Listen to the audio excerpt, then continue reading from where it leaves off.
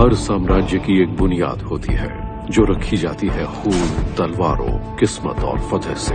सन 1453 में Roman emperor Constantine दी 11th और Ottoman सुल्तान Mahmad II के बीच कॉन्स्टेंटिनोपल के लिए हुई एक जोरदार जंग। 23 फौजों ने इस बेमिसाल शहर पर कब्जा करने की कोशिश की, सब नाकाम हो गई।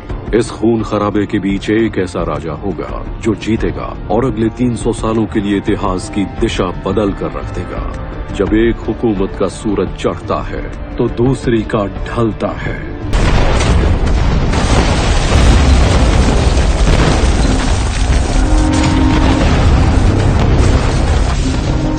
सुल्तान महमद II की कॉन्स्टेंटिनोपल की घेराबंदी तीसरे हफ्ते में पहुंची थी।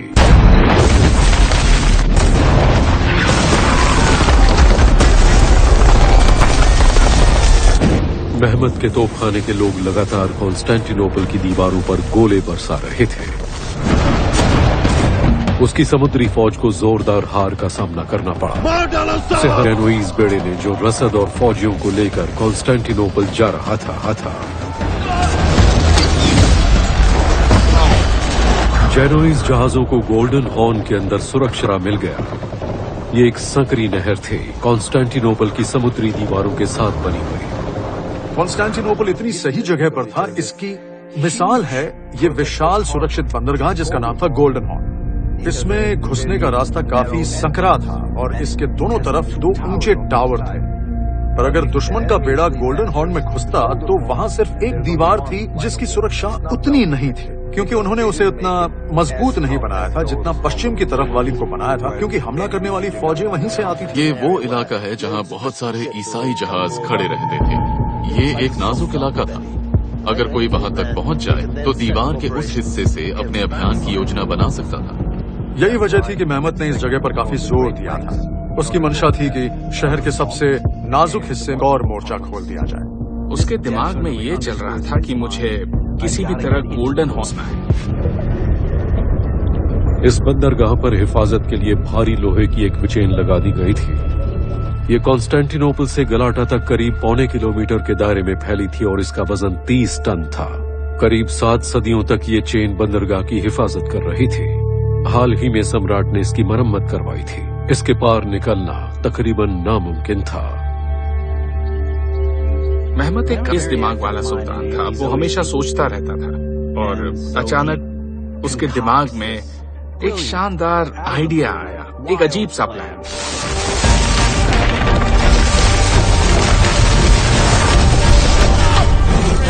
कोई नहीं जानता था कि ये आइडिया महमद को आया कैसे, पर तब वक्त की नजाकत ही ऐसी थी कि उन्होंने अपने तेज दिमाग का इस्तेमाल किया जंग की योजनाओं और रिश्ते बनाने के लिए।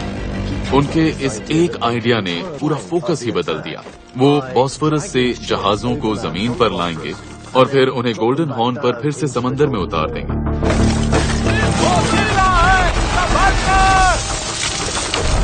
76 जहाजों को उठाकर ले जाया जाएगा, वो भी करीब किलोमीटर लंबे जंगल में से जेनुइस के वाले इलाके गलाटा के पार।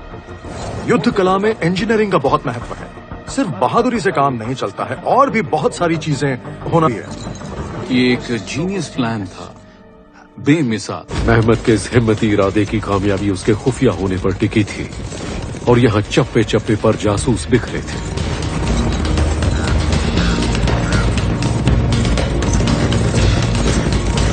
महमद को अपने जहाजों को हटाने में अब और मुस्तैदी दिखानी थी, क्योंकि वेनिस से ईसाइयों के एक बड़े बेड़े के रवाना होने की अफवाहें खेमे तक पहुंच गई थी। उसके सिपाहियों में बगावत की चिंगारियों के बारे में भी पता चला।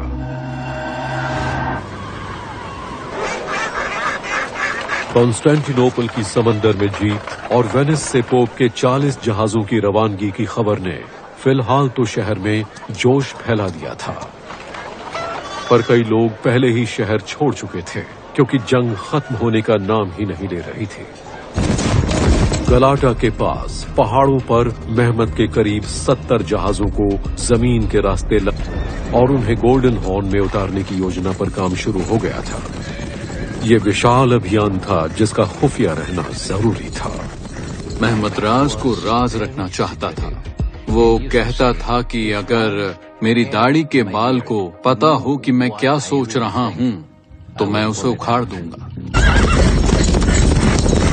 चारों तरफ वो जासूसों से घिरे थे। महमद अपने साथियों से जो भी कहता था वो बात रोमन लोगों तक पहुंच जाती थी।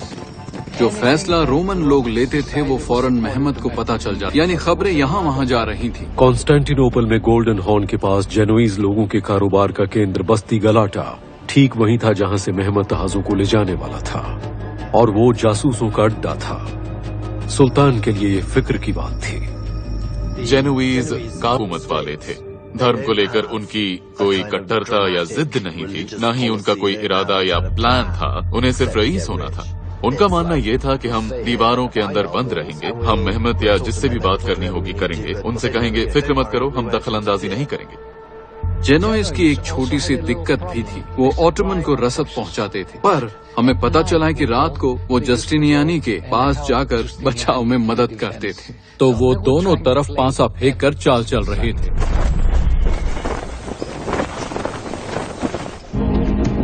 जहाँ जरूरी होता वो इज्जत करता, जहाँ जरूरी होता वो खौफ फैलाता, पर उस एक मकसद था और उसे पूरा करने के लिए वो हर कोशिश कर रहा था, और यही निशानी होती है जीनियस की।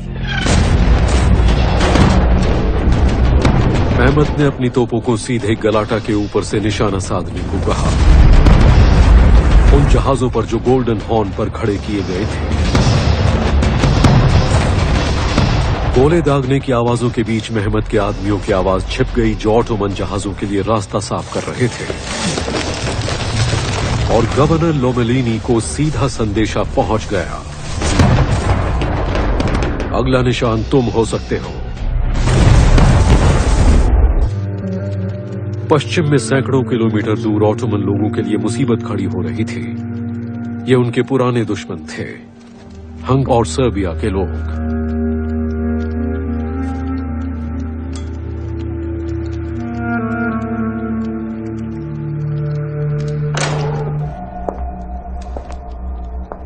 ये बहुत मुमकिन था कि अगर घेराबंदी ज्यादा लंबी टिकी तो हंगरी का राजा मदद के लिए बड़ी फौज लेकर आएगा, फिर तुर्की तो गया काम से। अगर हंगरी की फौज आपका इंतजार कर रही हो और आप घेराबंदी के लिए आए हों तो आपकी पूरी की पूरी फौज तबाह हो सकती है। गलाटा के पास पहाड़ों पर हजारों ऑटोमन फौजियों ने उनके जहाजों के लिए रास्ता करीब करीब तैयार कर दिया था।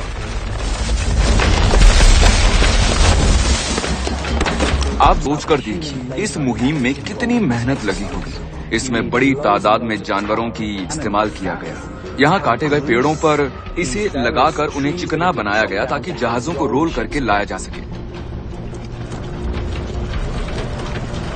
इस तरह वो जहाजों को पानी के एक दायरे से दूसरे दायरे तक ले जा सके ताकि रोमन शिकंजे को चकमा दे सके। ये ऑटोमन फौज के कुछ जीनियस एक्सपर्ट्स की वजह से हो पाया, जिन्होंने एक नामुमकिन परेशानी का एक बहुत ही मुमकिन उपाय सोचा।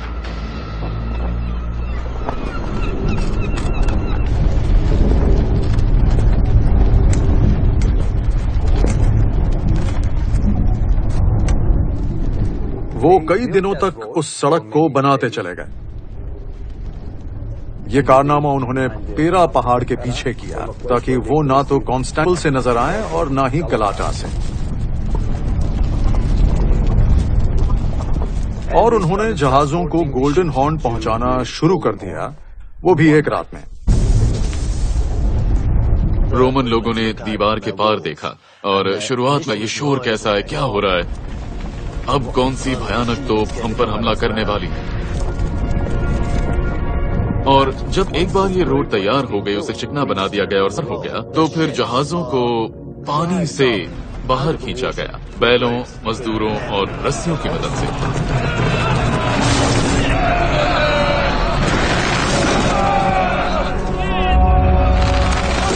इसके बाद वो पहाड़ की चोटी तक पहुंचे, वहां से सरकाते हुए उन्हें नीचे ले आए और फिर उन्हें छपाक से गोल्डन हॉर्न के पानी में उतार दिया।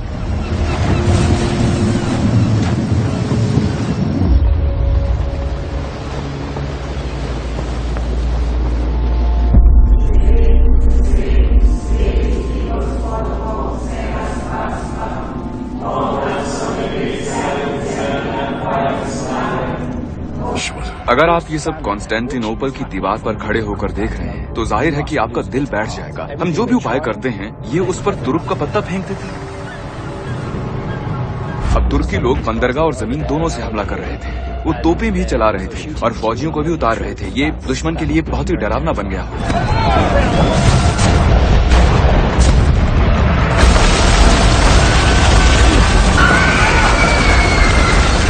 न सिर्फ रणनीति के हिसाब से बहुत धमाकेदार फैसले थे, पर इसका असर ये हुआ कि लोगों ने सोचा, ओह, मेहमत वाकई जंग में बहुत माहिर, तो कोई जीनियस ही कर सकता है।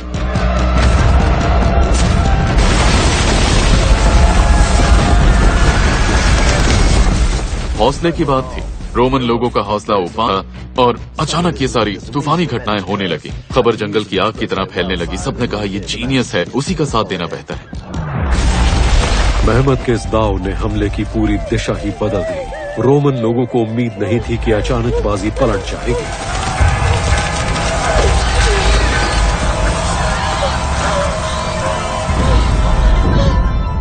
ये बहुत ही खतरनाक पैंतरा था, क्योंकि रोमन अब बचाव की हालत में नहीं थे। करीब 22 किलोमीटर लंबी की हिफाजत के लिए उनके पास 7,000 से कम फौजी थे, और अब अचानक तुर्कियों के जहाज बंदरगाह के अंदर आ गए थे, तो उन्हें समंदर वाली 5.5 किलोमीटर लंबी दीवार को भी बचाना था। एक तो पहले से ही कमी, ऊपर से ये आफत भी आ गई थी। अब कि अगर मदद के लिए वेस्ट से फौज आ भी जाए तो उनके जहाज अंदर कैसे लाए।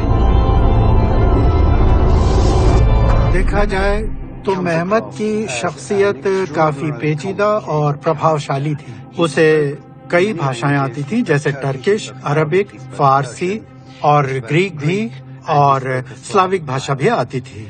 वो कमाल का इंसान था। एक तरफ खूंखार योद्धा तो दूसरी तरफ विदेशियों के लिए फरिश्ता भी था। मेहमत एक बहुत ही ताकतवर सुल्तान था। उससे दिलचस्पी एक ऐसी हुकूमत बनाने में थी जो ऑटोमन या टर्किश हुकूमत से कहीं ज्यादा बड़ी हो और शानदार हो। ऐसी हुकूमत में सारे मजहब साथ हो और अलग अलग मुल्कों के सभी लोग साथ में रह सके। कॉन्स्टेंटिनोपल में ऑटोमन बेड़े पर चुपके से हमले की योजना के मुखिया थे वेनिस के नेवी कमांडर जियाकोमो कोको। यहाँ जेनोइस और वेनिस के फौजियों के बीच मतभेद हो गए थे। हमले की योजना बनाई और वेनिस के कोको को इसका मुखिया बनाया गया। उसे कहा गया कि बंदरगाह में टर्किश जहाजों को जला दो। वेनिस वालों की योजना को सम्राट ने मंजूर कर लिया। फिर जेनोइस को इसका पता चला। वो इसमें शामिल होना चाहते थे, इसलिए इस मुहिम को कई दिनों के लिए दिया गया ताकि जेनोइस शामिल हो सके। हमले की देरी के बाद ऑटोमन बेड़े को तबाह करने की खुफिया मुहिम 28 अप्रैल की रात को शुरू कर दी गई। हमलावरों ने ग्रीक फायर इस्तेमाल किया ताकि 76 ऑटोमन जहाजों को जला दिया जाए और फिर डुबो दिया जाए। ग्रीक फायर जलने वाली चीजों और चीड़ के रेजिन का मिक्सचर होती थी। अगर ये किसी के ऊपर पड़ जाए तो वो जिंदा जल जाता था। इससे बचने का कोई तरीका नहीं था। ये मध्य युग के बम की तरह था। कोको और उसके फौजी गोल्डन हॉर्न के लिए रवाना हो गए। अगर वो ऑटोमन बेड़े को तबाह कर पाते हैं तो इससे कॉन्स्टेंटिनोपल पर कब्जे की लड़ाई की दिशा पूरी तरह बदल जाएगी।